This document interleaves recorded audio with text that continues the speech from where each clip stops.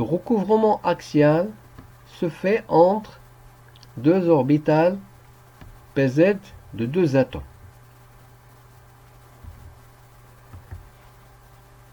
La combinaison linéaire pz plus pz et la combinaison linéaire pz moins pz sont les deux combinaisons linéaires que l'on fait pour construire les orbitales moléculaires.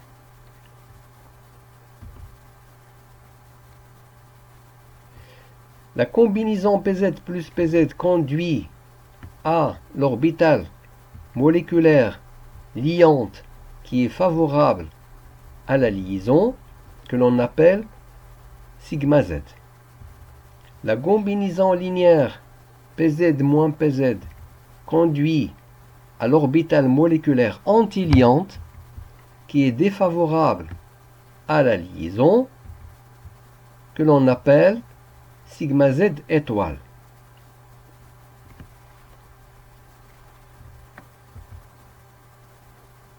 Sur le diagramme énergétique,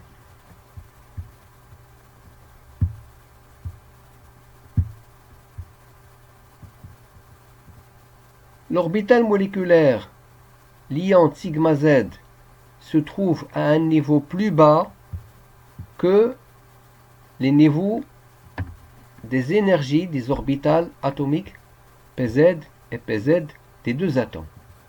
L'orbitale moléculaire antiliante sigma z se trouve à un niveau plus haut par rapport au niveau d'énergie des orbitales atomiques pz et pz. Un recouvrement latéral se fait entre deux orbitales px d'un atome ou entre deux orbitales py d'un atome. Alors comme d'habitude, nous allons avoir deux combinaisons linéaires px plus px ou bien px moins px. La combinaison px plus px conduit à l'orbitale moléculaire liante πx, qui est une orbitale moléculaire qui est favorable à la liaison.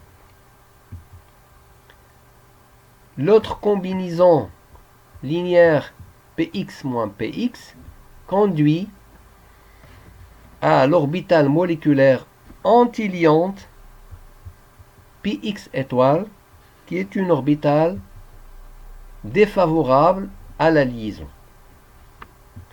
Sur le diagramme énergétique, nous avons la px qui est plus stable que les niveaux des orbitales atomiques px des deux atomes, et πx étoile, l'orbitale moléculaire antiliante, qui est moins stable par rapport au niveau d'énergie des orbitales atomiques px des deux atomes.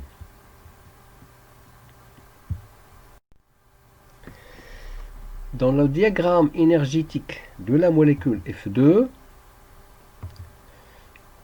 on place, comme d'habitude, les deux atomes de fluor en bas du diagramme, et la partie qui correspond à la combinaison linéaire des orbitales de S de chaque fluor et qui conduit aux orbitales moléculaires sigma S et sigma S étoile ressemble à la partie que nous avons déjà vue dans la molécule Be2 et dans la molécule Be2+. Alors il nous reste à établir la partie qui correspond aux orbitales P. Le fluor a des orbitales 2p. Donc on va placer les orbitales atomiques de chaque fluor, Px, Py, Pz, là où il faut. Alors avec les orbitales Pz, nous allons avoir un recouvrement axial pour obtenir l'orbital moléculaire sigma z et l'orbital moléculaire sigma z étoile. Avec les orbitales Px de chaque atome du fluor, nous allons construire l'orbital moléculaire Px et Px étoile. Et avec les orbitales atomiques Py de chaque atome du fluor, nous allons construire l'orbital moléculaire Py et l'orbital moléculaire Py étoile. Pour placer les électrons dans les orbitales moléculaires, on va faire le compte des orbitales qu'on avait, plutôt le compte des électrons qu'on avait sur les orbitales atomiques. Donc nous avons 5 électrons sur les orbitales P d'un atome de fluor et 5 électrons sur les orbitales P de l'autre atome de fluor. Donc au total nous avons 10. Donc nous allons commencer par mettre 2 électrons sur le niveau le plus bas, et puis 2 électrons sur Px, 2 électrons sur Py, et puis on passe au niveau Px étoile, et on va mettre 2 électrons sur Py étoile. Donc nous avons terminé l'emplacement des 10 électrons. Le niveau sigma z étoile donc reste vacant. Alors ce diagramme est construit sans interaction sp. Alors nous avons vu dans le cours que pour les molécules dont les atomes qui les construisent ont un Z supérieur à 7, nous n'avons pas d'interaction sp. C'est-à-dire, il y a suffisamment d'espace, il y a un écart assez important entre le niveau d'énergie des orbitales de P et le niveau d'énergie des orbitales de S dans le cas du fluor.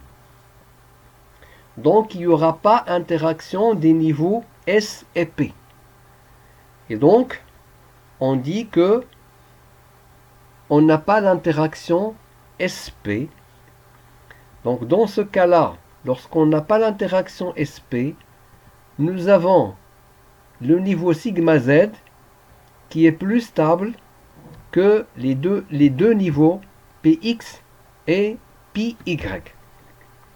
Nous allons voir que dans le cas où on aura interaction sp, le niveau sigma z sera déstabilisé par rapport au niveau Px et Py.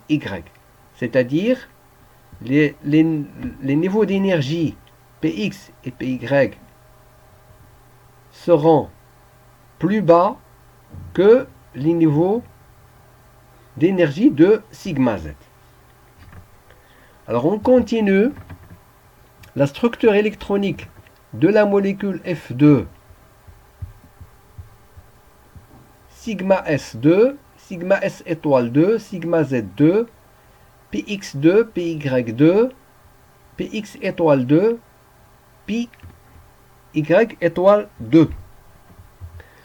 L'ordre de liaison, c'est toujours nombre d'électrons liants moins le nombre d'électrons antiliants divisé par 2.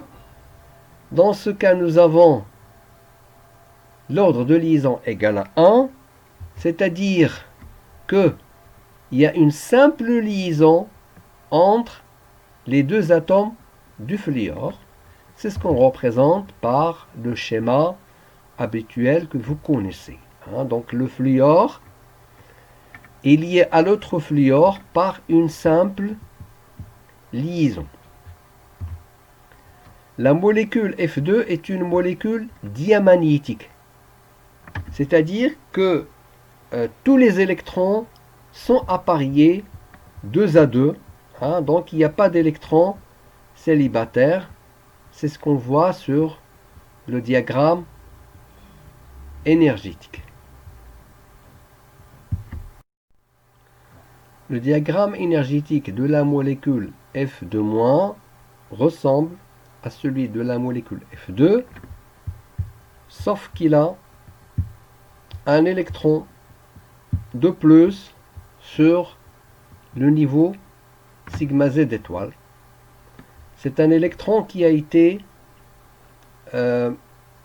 gagné par la molécule F2.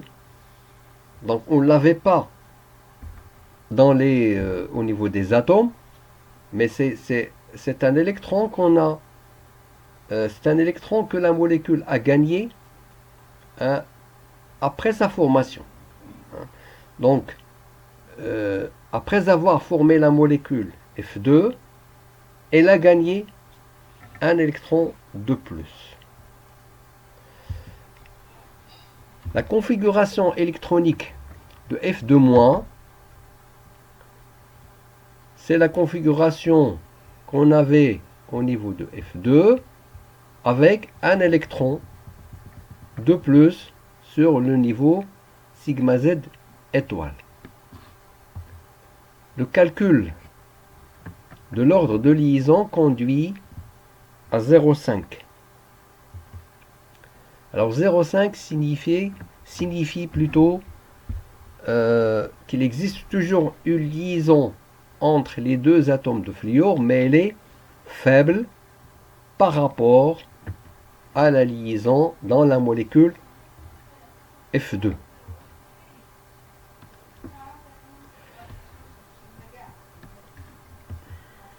La molécule F2 est une molécule paramagnétique parce qu'elle présente un électron célibataire.